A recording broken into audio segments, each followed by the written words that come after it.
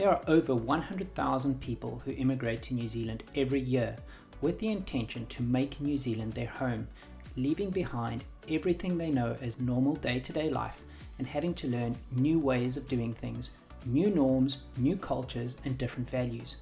There are many people who struggle with this transition and find it challenging to adjust and settle, so they can call and make New Zealand their home. The purpose of this podcast is for me to share my journey and our challenges with the hope that you can learn from me and my family and have a softer landing. There will be good days and bad days, but with time, more good days. I believe we have made the right choice for our family. I want to try and help you do the same, but hopefully with a softer landing. This is Soft Landing, and I am your host, Brett Corlett. Welcome to this podcast, designed for anyone thinking about, preparing for, or who has just immigrated to New Zealand. Subscribe now so you never miss an episode. Drawing from his personal experience, this series will guide you through the process of preparing for your move and helping you navigate the challenges of immigration. Hello everyone, it's nice to have you join me, and welcome back to those that have been listening regularly. And for those of you that haven't listened to my podcast before, welcome. It's nice to have you listen.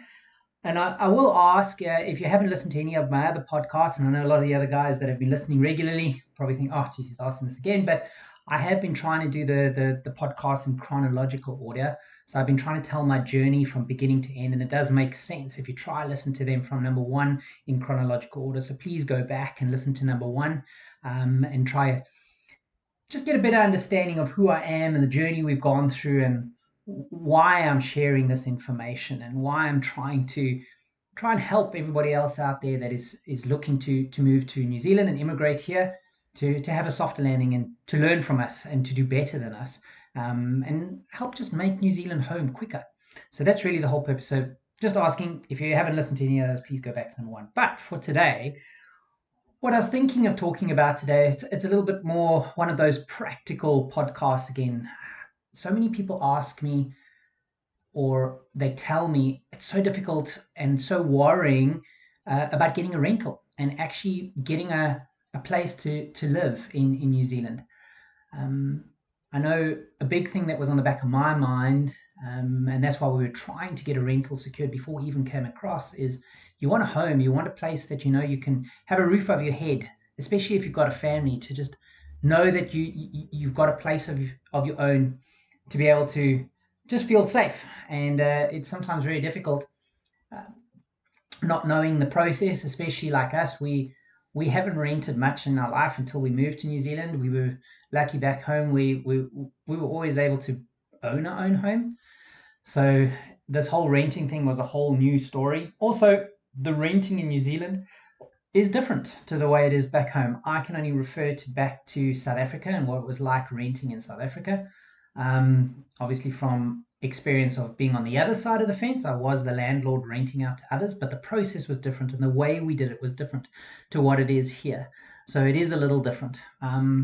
But one thing that we have learned in the 2 and a bit years that we've been here is what's helped us secure rentals on a regular basis. We've been in 4 rentals now in the space of just over 2 years. And with all 4 that we've applied for, we've been lucky where we've actually been approved on every single one of them, which has been great. So there must be some method to or something positive to the way that we've been doing it. I really got to give a lot of thanks to my wife. It's really her doing a lot of the research and putting in a lot of the effort to make sure that we're following a process and documenting and sharing in such a way that it's working for us and helping us secure our rentals. So to try and answer that question to a lot of people is, how do I go about getting a rental? How do I secure a rental? What do I have to look into? What are the challenges? How do I make sure I can get myself or my family a home when we get to New Zealand? So that's what I'm really going to try and talk through today. I can only talk from a standpoint of us looking for homes for a family of 4. I'm not going to go into the actual detail of the budgeting and the amount you would pay per week and the different places in New Zealand and the costs and everything like that. I have done a separate podcast on costs and living expenses. So I did touch on it a little bit there when I spoke more about the financial side. This is more about the process and how you go about securing that rental and what you can start doing when you're already back home still, in our case in South Africa, before we even left to come to New Zealand, what you can prepare for, what you can already get in place to try and fast track and help you secure the rental once you get here. And that would apply for any country that you're coming from. It's a lot of effort that you can put into preparing and getting templates, etc., done before you arrive. But I'm going to give a little bit of a overview of our process, what's worked for us, how we went about securing the rentals. What I have done is I've sat down with my wife and I've got so you might hear paper flipping here. I've taken a lot of notes from her. As I said, I can only thank her. She's been very close to this process for us, and I really relied on her a lot. And it's all the effort she's put in and everything she's done, really, to make sure that we've been able to secure a home 4 times now in the last 2 years. So that's why I had to take notes from her. So I'm going to try and refer to my notes all the time so that I don't miss any of the points that she wanted to share. The reason I didn't get her on the podcast and try get it to almost do like an interview style is one of the things that you do find a bit of a challenge when you've moved across here with a family is we don't have a support structure. And what I mean by that is we've got our kids that are, especially my daughter who's 5, to try and do a half an hour, 40-minute podcast where both parents are locked behind a closed door. That's never going to work. The 5-year-old will never leave us alone for long enough. So we don't have a mom or, well, when I say my mom, a granny or a grandpa or a auntie or an uncle that we can call on to say, hey, can we leave them with you for an hour or 2 so that we can get all this done? We don't have that luxury. So that's what I mean by support structure. So that's why I rather sat with my wife, took down the notes, and that's why I'm trying to convey all this information. So starting in the beginning, one of the biggest things that you're going to need is, or we found is critical, is here in New Zealand, a lot of stuff is paperless. A lot of stuff is digital. It's online. They do it with apps. So we come from South Africa, where a lot of documentation and rental agreements and everything, I think they're moving towards applications and online apps, but still a lot of stuff was even done with actual paperwork. So they would either print it out and still do the old school way of doing it as hard copy, or they would email you a document and you would still physically sign that and email it back and forward. Whereas here, one of the bigger differences was they have portals, they have everything online. It's all digital signatures, digital information that gets uploaded. So everything is a lot more streamlined and a lot more online and digital. So with that in mind, one of the biggest things that we feel would help is if you are coming across and landing in country, and in that first few weeks, you're trying to sort out a rental and a home for you or your family, you need a laptop. You need some sort of computer to be able to work on. So if you're staying with friends, you've got to have access to a computer that you can use and that's connected to the internet, or you've got to have your own laptop so that you can connect it and get online, so you can start doing a lot of this work online digitally to get a rental secured. So that's one thing just to keep in mind. So maybe it's the company you're starting with, and within you'll be able to use that laptop straight away. That's fine. But just bear in mind, sometimes you delay starting with a company, so you've got a week or so to try and settle your family and get everything sorted out. You're going to need a computer and to be online in that first week. Also, what I'll start talking through is all the templates and everything that you'll want to, and the information you'll need to gather and put together. A lot of that you can start prepping in your home country before you move to New Zealand. So you can already get a lot of that information digitally and uploaded and ready, so that you bring it across and it's ready for you here in New Zealand. So if you don't have a laptop that you're going to be bringing across, and you're going to use a friend's laptop or computer, or you're going to wait for the company to give you a computer or whatever on this side, at least get all your digital stuff either saved on a USB stick, or like we did, we got a family Google Drive. So we would upload all our digital content to our family Google Drive. So both my wife and I have access to it. And it was just a good way to have access to all our digital content and information that we need. And considering you're going through the immigration process, a lot of that information you had to collect for your visas and everything anyway. So you've gone through all that effort to collect all that information and collateral. So to me, it just makes sense. Create that Google Drive, start organizing all your information, like copies of passports, driver's licenses, any reference letter, all that kind of stuff. You could really start uploading it onto the Google Drive and have it in digital format. Another thing is having digital signatures uploaded and ready. So it's all that information that you could have digitally available on a Google Drive. So that's one of the first things you would want to think about. What you would want to do is when you're still, and what we did when we were still back in South Africa, there was a couple of sites that we could go onto to start looking at rentals and what was available in New Zealand and the relevant areas we we're considering moving to. So Trade Me was one of the sites that we would go to. Another one was Real Estate, and there are two others. There's One Roof and My Rent. So there's 4 different sites that we know of that you could go to. We predominantly worked off of Trade Me and Real Estate. Those were the 2 that we worked off of. We didn't really work off much on One Roof or My Rent, but those are the other sites that you can go to. With Trade Me, it does more than just property. So you got to go to the actual property section of Trade Me. And when we were back in South Africa, yeah, we could go view all the rentals and all the information about the rentals. But if you wanted to apply for a rental when you were still back in your home country, with Trade Me, you would need a New Zealand telephone number to be able to do that. What we did to get around that is we did log a support call when we were still back in South Africa with Trade Me and explained to them our situation. And they did give us the relevant access or permissions to be able to actually even go as far as applying for a rental while we were still in our home country without having a New Zealand telephone number. So it is possible. It just means you need to contact them and do a little bit more to be able to get it all sorted out while you're still in your home country. Real estate was fine though. We could access and get into everything that we wanted to from South Africa. There wasn't a problem there without having all the details that we would only be able to get once we were in country in New Zealand. What we did do, if you haven't heard some of our other podcasts, is we did apply for a rental property and we secured it when we were still back in South Africa. The way we did that is we did go through Trade Me, we did log the support call, so we had all the relevant access. But what we did is, and I'll talk through the process, is we secured the rental while we were there by getting a friend of ours in country in New Zealand to go through and view it for us. And then we went through the whole process that I'm going to talk through now to actually secure the rental, pay the bond, etc. Now, if you've listened to my other podcasts, in hindsight, we probably wouldn't have gone ahead and secured a rental when we were still in our home country, because as much as a friend can view it for you and as much as you can do your research online, when we actually got in country and looked at the relevant area and the schools and everything like that, it was different. And we did end up changing our mind and we did end up moving to a different area than what we originally thought we would stay in when we were still back in South Africa. So we did waste a bit of money moving around between our rentals. Yeah, our first rental, that wasn't a choice. That was by forces of nature and having a flood. Yep, that happens. The second one was we ended up in an area that we actually didn't really like. So we did break that lease, and I'll talk through how you can break a lease as well to eventually move to the area that we want to be in, that is zoned for the schools that we wanted for our kids. So I don't know. In hindsight, I'd probably wait until you're in country to be able to start actually going around and looking at the different rentals and finding a place that you would like.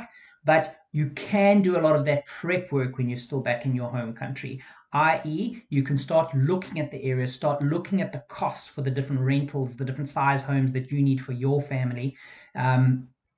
In whichever area you're potentially looking in. So you can do a lot of that research online already. When you do go to Trade Me or Real Estate and you start looking at the properties, it also gives you a good write-up about the properties. So you can start getting a feel and photos to start seeing what they look like. But it'll also, I don't think Trade Me does it, but I know Real Estate does it. If you scroll further down, it'll start giving you schools that are zoned for particular areas so that you could also then start thinking about which potential schools you would want your kid, if you've got kids, you would want them to be enrolled in. And you've got to look at the public schools are zoned for particular areas. So you would want to find a rental in the area that you want to send your kids to school to. So you're zoned for those areas. If it's a private school, semi-private, it is a different story, but there's a whole nother process of getting your kids into semi-private and private schools because they can be picky on who they allow in. Whereas a public school, you are zoned and they will allow you in, but you need to be zoned and living in that area. So getting back to it, yeah, those are the 4 different sites that you would want to look on. With Trade Me or Real Estate, yeah, first thing is obviously looking at the area that you're zoned for with schooling if you've got kids, because that's an important thing. what you got to remember on a lot of these sites, they do use professional photographers. So the photos of the place may look awesome, but when you actually do a viewing, it can be a different story, or slightly different story. So it is so important you've got to do a viewing. Now, in our case, on our first rental, we did get friends of ours to go do the viewing for us. So it's got to be somebody that you can trust and be willing to go and have a look if you want to do it that way. But otherwise, if you're doing the viewing yourself, there are going to be things that you want to look out for. So I'll talk through it a little bit later, but they do talk through healthy homes when you eventually get to sign your tenant agreement or your lease agreement. But things you'll want to look at is you want to look that the house is dry, that there's no mold. So look behind your curtains and stuff like that. Make sure that there's no mold or wet patches or anything like that, because that could be a bit of a concern. A big thing for us was trying to find a home that had double glazed windows. That's just for heat, so it can be a lot warmer in the winter months. We are up in Auckland, which is meant to be a little bit more north and be a little bit warmer. So I can only imagine the more south you go, it's probably even more crucial that you have double glazing and airtight windows and all the rest. Especially coming from South Africa, our homes weren't airtight. I don't know how else to explain it, but you'd probably hear the rustle of the wind coming through the windows. Whereas here, everything's sealed really, really, really tight. Well, in especially in the newer builds, which is important for the keeping the heat in. You'll want to look at your heat pumps, or they refer to a heat pump as an air conditioner. Make sure that you've got one that can keep the house warm, or some sort of heating to keep the living area warm. Um, you you'll see when you sign up the lease agreement that they will do a healthy homes assessment, where they will tell you that they've last checked the insulation, and they've checked for the ventilation in the home and everything like that. So you would want to check that all of that has been done.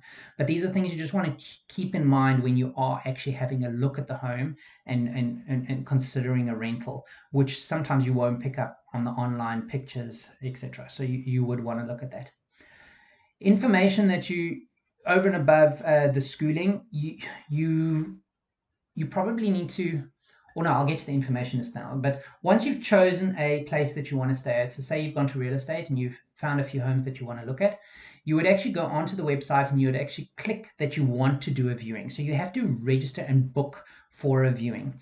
What the agents do is they will give you certain dates where they generally have a whole lot of people come through all at once to view a particular home. Usually the viewing isn't long. It's probably a window of about a 30 minutes to 40-minute viewing. And they could, depending on how popular that potential rental is, you could have anywhere up to 20 different families all walking through the home in that same 30-minute slot. So it can be quite competitive when you're choosing a home, depending on the area that you're trying to look at, especially if it's sought after. So once you've gone onto the site and you've clicked on you want to book a viewing, you would usually get an email back, and you do everything online with correspondence with the agent. They'll tell you the date. You book in the date. You'll then go through on that date and have a look at the home. Important things to remember is that if it is a popular, and a lot of them are, rental area, and there's a lot of people viewing it, you want to stand out. You want the agent to remember you. Okay, so a big thing that we try do, and I know it could sound a bit silly, but it's important. When you arrive, make sure first impressions mean a lot. So the way you dress, don't show up in your like your dressing gown type thing. And I'm not saying you do that, but just dress neat and tidy so that you look presentable, that you look the part. Somebody that first impressions, oh yeah, they're a family that's got it together. So it's just the first impressions, how you dress and how you portray yourself when you go through for that viewing. Also, when you do the viewing, make an effort to go and introduce yourself to the agent so that you can explain to them, hi, I'm Brett Corlett, this is my family, we're from South Africa, so that they know. So they can pit a face to what I'm going to call the CV that they're going to look at later, or the application, so that you stand out and they can remember you. That's why I said first impression is the way you dress, but it's also actually going and making that effort of introducing yourself. What we have done is, over and above introducing yourself and worrying about the first impressions and everything, we did move across with two animals. So we have two cats that have moved across with us. And I will talk through it a little bit more in the podcast shortly. But if there are rentals advertised, a lot of them say no pets. In our experience, still go look at those properties, even if it says no pets. Okay. What we've done is we go look at them, but when we've introduced ourselves to the agent and when we've spoken to them doing that 30-minute viewing, we've explained to them we do have two pets. We know that the advert said no pets, but we do have two. A lot of the time, the agents say, fine, still put in the application, and it'll be at the end of the day at the discretion of the landlord. It'll be up to the landlord. Now, obviously, if they've got a whole lot of people to choose from, and there's a family that stands out, that is awesome, that meets all the financial criteria, looks responsible, and I'll talk through all the different criteria to consider, and they don't have pets, they're probably going to choose them over you, okay? Because they will shortlist who's good, but they're going to take their best candidate. And if they really don't want pets, they probably choose a family that doesn't have pets over you. But what we've had in our experience is by going and being upfront with the agent when we meet them for the first time and explain we do have pets, they've always told us, well, still apply. And we, as I said, have been in 4 rentals now. And in all 4, we have been able to secure the rental. And we do have 2 cats. And all of those rentals have been advertised as not pet friendly. But yet we've still been able to secure it, even although we have pets. So I'm just telling you, it can be done.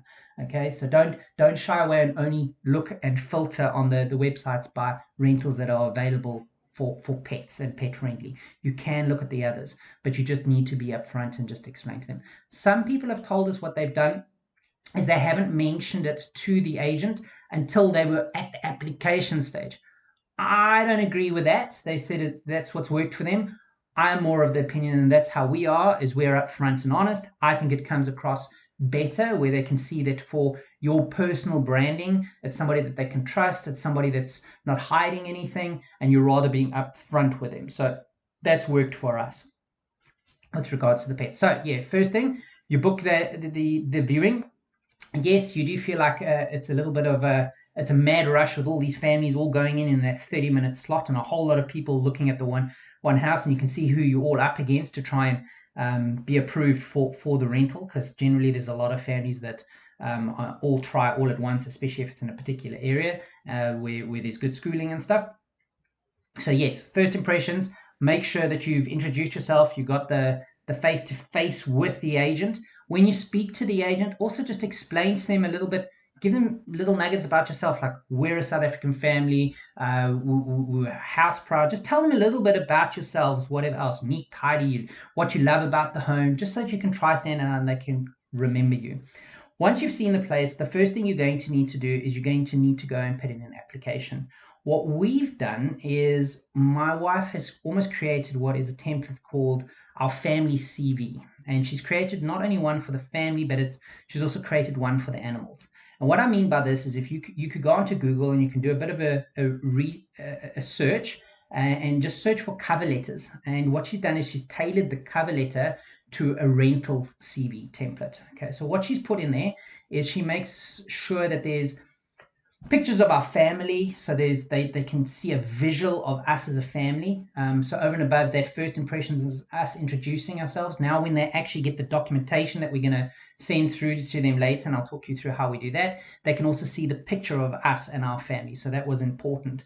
There was a site when she did the Google search that does these templates. I know you have to purchase them. It's called Etsy, I think it is. So it's ETSY, is a templates site that my wife actually went to. She didn't purchase the templates, but she looked at some of theirs and they grayed out a little, but it gave her an idea of how to format the template. Okay, so that is one of the sites you can look at. So she made sure it had pictures of our family. She also made sure that it had information about us. So it spoke a little bit to our values as a family, what our interests are, what's important to us. So it's more trying to advertise your family, why choose us, why we are a better choice than anybody else. Not obviously saying it to that degree, but it's what they're trying to answer. So you're almost trying to put yourself in the agent or the landlord's shoes and try to understand what would they want in a person renting the home. They want a family that's stable. They want somebody that's got stable income. They want somebody that has good values, that'll look after the home,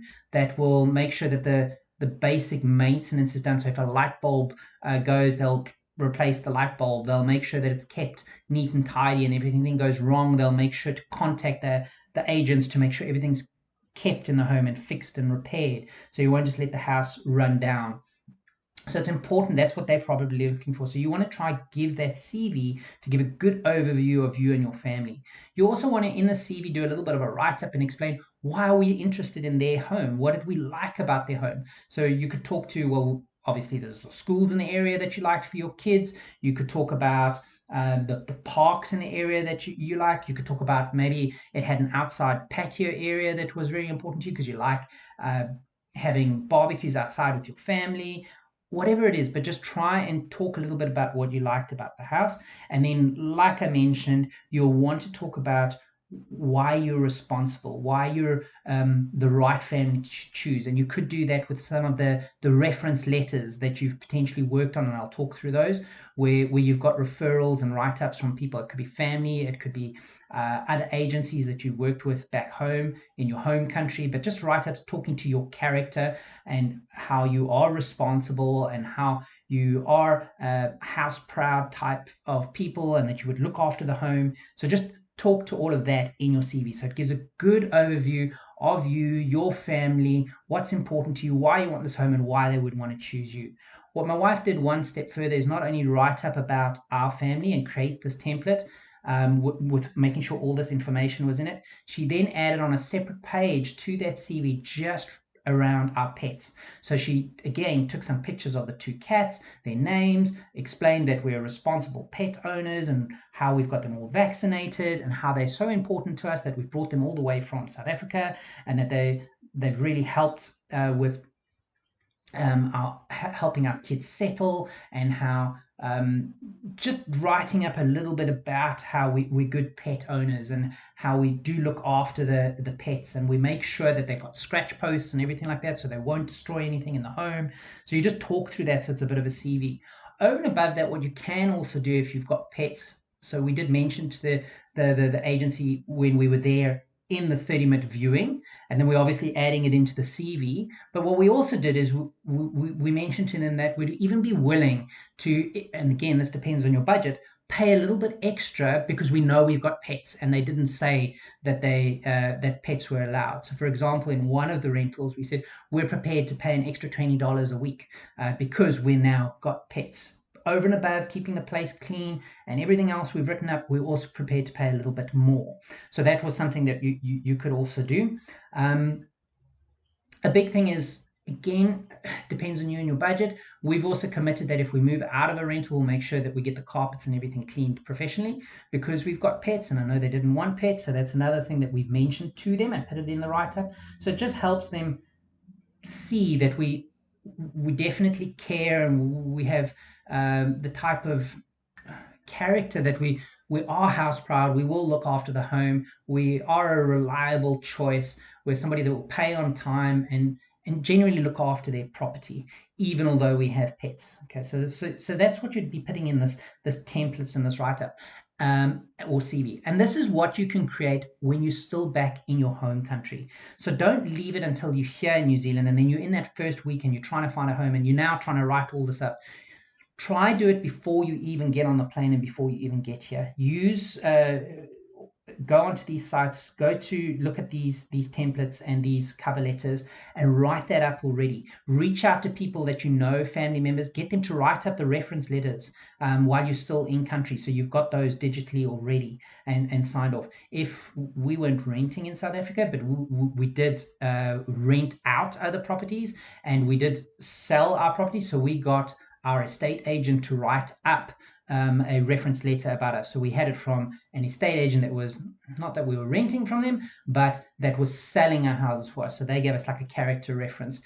We got some family members to write up about us. You could get your manager or anybody to write up, anybody that could give you a good referral and reference and character reference. Get those references all written up and get the template all written up. Now, obviously, when you apply for properties here for rental, You've now got that template. You just have to tweak a few little things. So what was specific that you liked about each specific rental, make it, customize it to that, or what was in the area or whatever else. But you've got the bones to the template already done and ready before you even get here. So that's a big thing that you would want to do.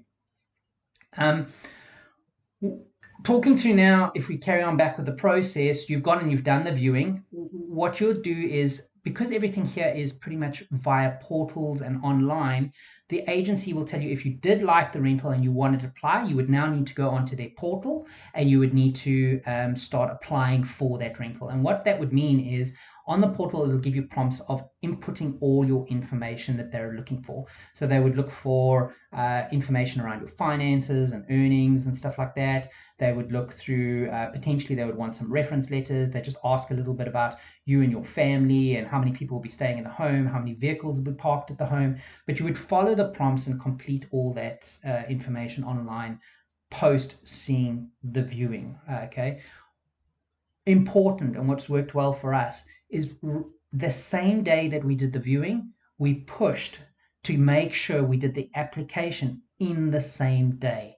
It just shows that you were eager and you really wanted the place versus waiting a few days. Considering there's also potentially 10, 20 other families that are also applying, you don't want to be at the back of the queue. So you want to be that first person that's applied. So over and above the first impressions we spoke about, introducing yourself, getting a good write-up and CV and templatized, that you've got all your information about you, your family, your pets, etc. You also want to follow it up by applying in the same day. It just shows that you're eager, that you want the place that much more than anybody else. Okay, so that's why we made sure we applied on the same day. What you will also need to do is, if you're applying for the rental jointly, so my wife and I applied for all the rentals together, you will both need a login to the portal. You can't just do it on the one login. So just keep that in mind. You'd both have to create a login, because if you do get shortlisted and you do eventually get chosen, the tenancy agreement does go through that portal, and it would need to go to each of you separately to digitally sign via the portal. So it would have to be sent to the one person first, they have to sign, and then it goes through the workflow to automatically get sent to the next person, they sign, and then the workflow takes it back to the agency who gets the landlord to sign, etc. But it's all done online and via workflows via the portal. But you would both need a login. So once you go back that same day, apply, give them all the information. Sometimes you will find on the portal when you're applying and you got the drop downs and give them all the information they're looking for, there may not be an option to be able to upload your CV, this template that I've spoken about, or any reference letters and stuff like that. But it's not a waste. What we've done is we've gone through, uploaded all the information that they've asked for. Generally, by this stage, you can get an email address of the agent that you're dealing with. We then mailed the agent's post applying online via their portal, and emailed them and said, thank you so much for your time, and you word it all in a nice way, and you then attach your reference letters, your CVs, etc., and tell them we have applied via your portal, but please see additional information regarding our family, regarding the pets that I mentioned to you, and some reference letters, whatever else. So you're standing out that bit more than anybody else and putting in that little bit more effort. So send that to them directly as well. But really don't delay. Make sure you get it done in the same day. Once you've applied on the portal and you've sent them all the information, the agencies will go through all the different applications that they've had, and they generally shortlist.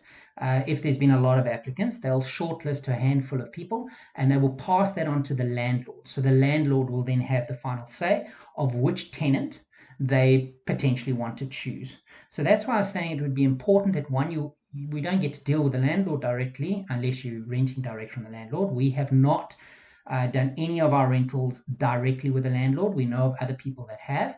We've always gone through agencies. Okay. So just the point I'm trying to make is I can't talk to how it works dealing directly with a landlord, and there's a lot of pros and cons with dealing directly with a landlord. We've spoken to some friends that have dealt with a landlord directly, and you can get some stories where it hasn't worked out well. They've cut corners, certain things like way they've set up some stuff in the home, like electrics and stuff, it hasn't been done to code, and the health and safety is not as good. But then I talked to some other friends, and they've said they've dealt directly with the landlord, and they've been able to save a little bit of money, and they've been able to stay for longer and built a relationship with the landlord, so it could work. We chose to always deal with an agency because it's more professional, and we just feel it safeguards us a little bit as much as the landlord gets safeguarded by using an agency. So that was our choice. I can only talk from an agency perspective. Getting back to it, so they will then shortlist, send that off to the landlord. The landlord will then have the final say. If you do get declined, you'll get an email and they'll let you know. We've been blessed and lucky we haven't been declined on one, so I don't know the actual process, but I would imagine it's as easy as just a notification via mail. All of this is done online. All of it is done via a portal. All our updates get done via email and the portal. We found this process of doing a rental here in New Zealand, it's quick. You can get all of this done within a week. So when you found a place, you apply for the viewing. From the time you go view, within that week, they've already got to the point of signing the lease agreement, paying your deposit or your bond, and getting your date to be able to move in. So the process is very quick and it moves along very quickly. So we didn't have to chase the agency, trying to phone them, getting updates. By just checking your email and going onto the portal, and because it's so quick, we were getting all the updates that we needed. So once the landlord has made a decision, they'll go back to the agency and say, okay, that's the family that we've chosen. You'll be notified via email and the portal from the agent, and they may give you a call and say, you've been approved. If you've been approved, that will kick off the workflow again in the portal, because now what will happen is, over and above the information, which was the first phase, so that they could choose which tenant they wanted to take on, they're now uploading the actual lease agreement to the portal. So you'd have to read through the lease agreement, all the terms and conditions, the health and safety portion that I spoke through, and you'd have to actually sign the lease agreement. It is all digitally signed. So this is again where I told you it would be important to have a lot of you can do this up front when you're still in your home country. Get your signatures uploaded digitally, get all your references digitally, get everything in that digital format. We used Google Cloud, so that's where all our information was kept, but just make sure you get all of that done before you get here, because it just makes life easier for you and less stressful. So once you've read through the lease agreement and you sign it off, the big thing that you're going to need to do is pay your bond. What your bond is that's your deposit. Most places here, they ask for 4 weeks rental as a bond. So let's use a nice round number. Let's just say your weekly rental cost is $1,000. It'll be $4,000 that they'll ask you to pay for as a bond. And generally, over and above the bond, they also ask for 2 weeks rental up front. So if it was $1,000 a week, it's $4,000 you'd have to pay for your bond, and $2,000 you'd have to pay for the 2 weeks up front. And then thereafter, it'll be $1,000 a week that goes off your account. So it is a lot of money to have up front. But again, as I said, I did a different podcast on living expenses. You can go into that one for more detail. But you'd get to the stage, you sign off the tenancy agreement on the portal, you first sign it all off, and they'll give you details of where to pay the bond. You pay the bond. The bond goes through to, it's not kept by the landlord or the agency. It's actually kept by a tenancy, a government tenant tenancy agency.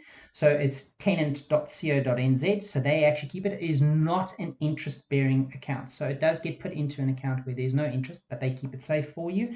And then when you plan on leaving the rental, whether it's you choosing or they choosing or whatever reason, you would get your bond back so long as the place is in a good condition. So you go through actually signing the tenancy agreement, you're paying the bond, then they choose that, they see the money goes through, you're then chosen, and then they'll give you a date of when you can actually move in. So it's a really slick process. The biggest thing is what I spoke to you about, standing out, just making sure you're that much better choice than anybody else. Creating those templates, having that first impression, having those conversations with them. I think that's important to try and help you secure it. Big things, once you've got the tenancy, that first week that you actually move into the property, an important thing is when you do that intro assessment of the property, make sure you take photos of everything that you find that is potentially not 100% right in the property. So if you see certain like a nail in the wall, or a scratch and paint, or a mark on a carpet, or I don't know, something that's not quite right, and you need to take photos of everything and be very particular and detailed in that first week and submitting it back to the agent. The reason being, you want to know that by the time you leave the rental, if they come back and do an assessment to get your bond back, that if they said, oh, there's a mark on the carpet here, if you'd already noted that up front, you won't be, there's no dispute, there's no argument that you made that mark. So make sure that first week you document everything. Some agencies via a portal, they'll give you a portal where you can upload the photos directly to the portal in that first week of everything that you, when you go around to every single room and you check for any different like marks or problems or anything like that. If they don't have a portal for you to do that, just make sure you take all the photos, put it in a document or something, and then mail it off to them, just so that you've got something in writing digitally that you've checked everything, so there's no dispute, no argument when you finally move out of the property. So that's something that's important for you to do in that first week, and make sure you do that right. The other thing that they also do with the rentals here is once you've secured your rental and you stay in it, you will get a house assessment or check done every quarter. So every 3 months, an agency will contact you and they'll want to just do a house check and just check that everything is still in good working order, you're looking after the place, etc. This was a bit of a tough one for us. At first I felt like it was such an invasion of your privacy. These people wanting to come and check in on you and make sure you are doing everything you said you would be doing and you're not doing anything wrong or whatever. It just felt awkward to me. But you've since got used to it, especially if you stay in the same rental for a while. You get used to the agent. We've actually built a relationship with her. So it actually doesn't feel so bad, and you get used to it after a bit of time. But in the beginning, it is a little bit of a challenge. What you will do is when they do these checks, they do give you warning. So they usually give you about a week's notice and tell you, look, it's time to do your quarterly check. They do usually send you a checklist and say, these are the things, just make sure that are in order, make sure the house is clean, make sure the toilets are clean, make sure there's no washing lying around. So that they'll give you all the little things just to check and make sure are done before they actually come through for the house check.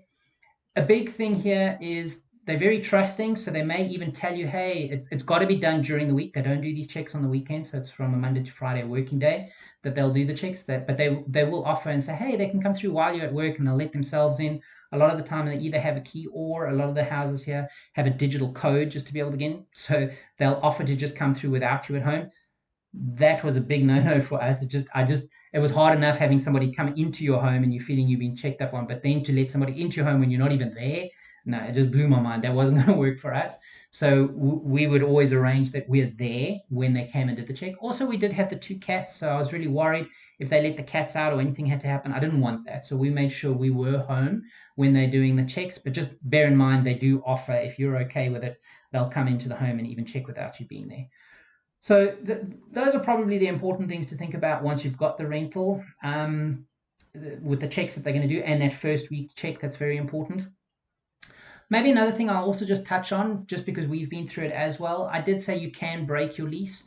So one of the rentals we were in, we found out within the first month that it wasn't where we wanted to be area-wise. So as long as it's not a dispute from either end, meaning from the landlord or agency or yourselves, you can break the lease. There are penalties to breaking a lease though, and it's usually written up in your, well, it better be written up in your lease agreement. For us, for example, the one rental, when we broke the lease within the first month, there was I think it worked out to about a $700 penalty for breaking the lease early. And there were some admin costs and stuff like that. But the reason was we weren't happy in the area. They understood it, and generally rentals are sought after here, so it's quite quick and easy for them to turn them over to somebody else. So the turnaround time and getting it rented out to somebody else is not too much of a problem for them. But just bear in mind that can hit your budget if you wanted to break a lease early, but it can be done. I do know in some areas, I've heard of some people, if they're not in a sought after area, it can be difficult when you break the lease because they expect you to find somebody else and you'll be liable until you find somebody else. So that could be a challenge. Just be careful of that. Us, generally, the areas we've, no, not generally, the areas we've been in are sought after areas. So it wasn't difficult for them to find somebody else. It was just paying the penalty that we had on the lease agreement. So you can get out of the lease if you need to. I'm just trying to go back to the notes and see if there's anything else I've missed here. So my wife has told us about the week that is so important. She's told you, oh, if like I said, we got out of the tenancy agreement. There was no dispute, but not that we've had this. But if there is a dispute from either yourselves or the agency or the landlord, there is a tenancy tribunal here that you can go to either side, and they handle any of those disputes. So it's tenancy.gov.nz. So you can read up a little bit more there. I can't talk to it because we haven't had a dispute or anything of that nature, so I can't talk to it. But there is a tribunal that you can go to that handles that. So that is something that you can do. But overall, I think as long as you've got a good write up, a good CV with all the information, you make sure that when you're actually looking for your rentals and you follow their process online and you've got a computer and everything ready with all your templates, all your reference letters, you can be that much quicker than anybody else to get your applications in. Also, making sure your first impressions are good when you actually see the agent in that first viewing. You introduce yourself, you follow up with some emails with your CVs and your write-ups and everything like that, and keep it professional. You've got a really good chance of being chosen over and above anybody else. Also, making sure that you've got your deposits and everything ready, so if you do get chosen, you can move quickly, because they also want to get somebody in quickly. So if you've got all your ducks in a row and got everything ready, and you can just pay your deposit quickly, it also helps making sure that you can secure the rental, so you can be sure that you can, it's a horrible way to say it, but beat anybody else in actually getting the rental, because the market is it's hot here. A lot of people are trying to get into the rentals. A big thing we've also done before, but I've spoken about that in the Living Expenses podcast, is cash flow that can get affected by the bond. So what I mean by that is, if you've moved into a rental and you're moving out of the rental, the bond has been kept by the tenancy. Uh, so what will happen is you don't get your bond back straight away. So if you're trying to get into your next rental and you've got to pay the bond, you sometimes don't have the money available until you get your bond back. People can negotiate, and you can try and work with them and say, okay, once I've got that bond back, I pay it and whatever else. But what we've done is, to be that more efficient and easier to deal with, is I have had my credit card available, where we paid the new bond off my credit card while we waited for the old bond to be paid back to us, and then I just settle my credit card. So they didn't have to wait, and we could be very quick and slick in making sure that we can secure the rental. So just watching your cash flow and just trying to see how that works as well can help. So that's all I can really think about for rentals. I know it is a big thing for people, and it's obviously, I mean, geez, you want a home for your family, especially if you've got kiddies and everything, to make sure you've got something secured, and that you can feel just that peace of mind that you've got a home for your family. It is a process. It can be a bit of a pain, but especially if you're doing it for the first time, and also with all the checks and everything else, but you get used to it, and it can work. If you just take some of these tips that I've shown you, try get a lot of that prep work done, making sure that you're standing out that little bit more than anybody else, and just being that much easier to deal with, and making sure you're making it very clear to them why you're the right choice. Trying to think about what are the questions they would want answered, i.e., that you're reliable, you're somebody that would not only pay on time and have the funds and money available. So it's not about having just money in the bank, it's having a regular income, so they can see that you're secure, you're the right tenant to have, you will be able to afford it and not going to miss payments. Also being the type of tenant that is house proud, will look after their home, what you loved about it, having all your reference letters, having all of that just makes you stand out that little bit more than anyone else, and will help you be able to secure your home. So I hope this has helped. If it has, please share it with anybody else that you feel would benefit from hearing this podcast. Also, what I ask is, if you can follow me, go to my YouTube channel, where I've not only got these podcasts, but I'm starting to create a whole lot of other helpful videos for people that are immigrating to New Zealand for the first time. So it's at Soft Landing NZ on YouTube. Look me up, subscribe, follow me. Yeah, and just thank you for the support. Thank you for listening. And you guys must keep safe, and I'll speak to you soon. Keep well.